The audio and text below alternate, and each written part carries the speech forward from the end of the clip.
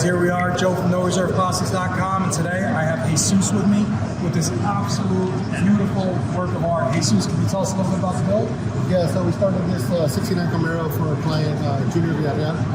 He approached us after he saw the 69 Camaro that we had built, Grim 7.0. He loved that car, so we wanted to do that, a little bit of twist, a little more custom touches to it.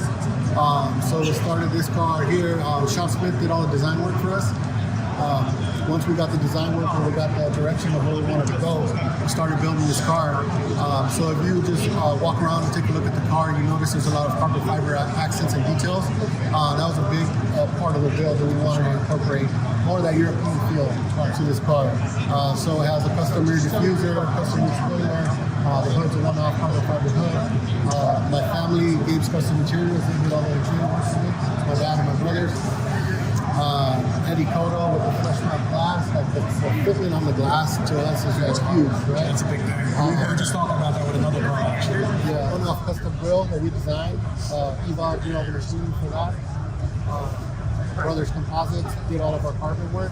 So you'll see all those carbon inlays. We got to make 4 different molds for each carbon inlay. Wow. So it's a lot of details that people don't see that I like to talk about.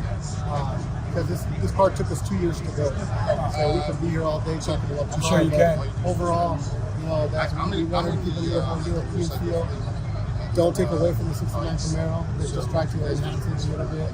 And we can up Jesus, the car is perfectly well executed. Do you mind if I show them a few things on this car that's attention to detail and the craftsmanship? Definitely. So, as Jesus was speaking about, you can look at the back glass. This is a flush mounted glass. A lot of times on first-gen Camaros, you'll see flush-mounted glass, and they'll put a piece of rubber around because they didn't do the body work to match the glass.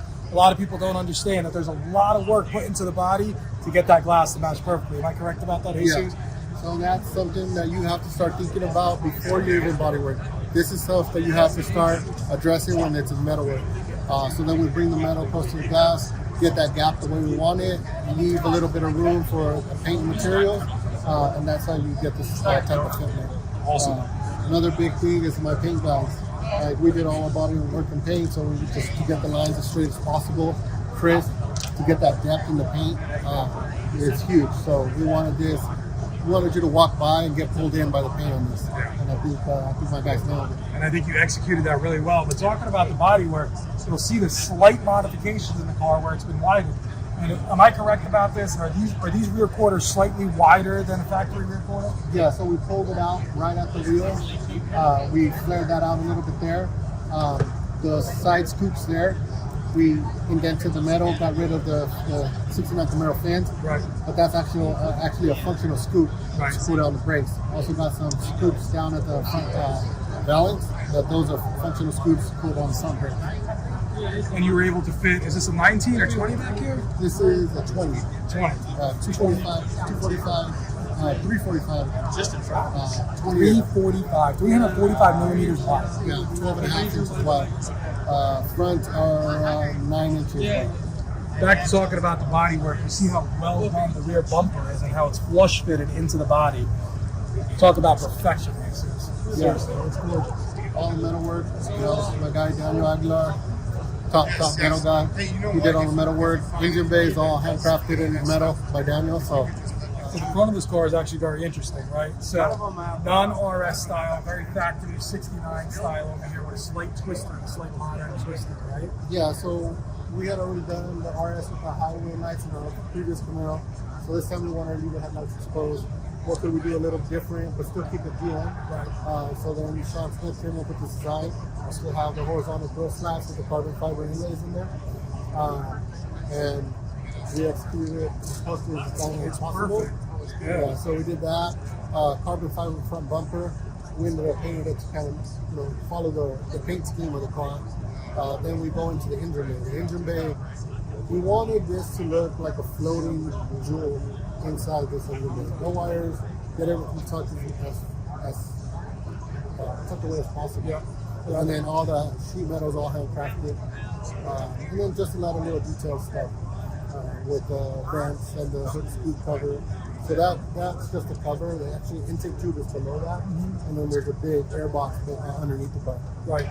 and the color coordination is perfect. The engine does look like a jewel sitting in the middle of the engine bay. But you'll notice the gray with the bronze, the gray on the inside, the slight gloss black. And if you look down over here at the bottom of the grille, you'll notice there's carbon fiber inserts within the satin gray, within the gloss black. Just unbelievably executed over here.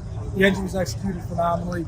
LSX 427, there's nothing more to say about that. I mean, the LSX 427 is the ultimate LS motor. I'm sure a lot of people like these even better than the LT platforms, right?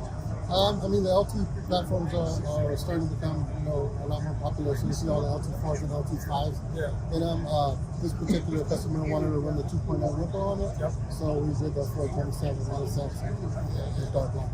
And I have been speaking to some builders, and a lot of times they're telling me that they would rather do a Whipple Supercharged motor on the LSX B15 376 or 427 as opposed to going LT4 motor because you can get a lot more power out of it and they're a lot more user friendly. Is that correct?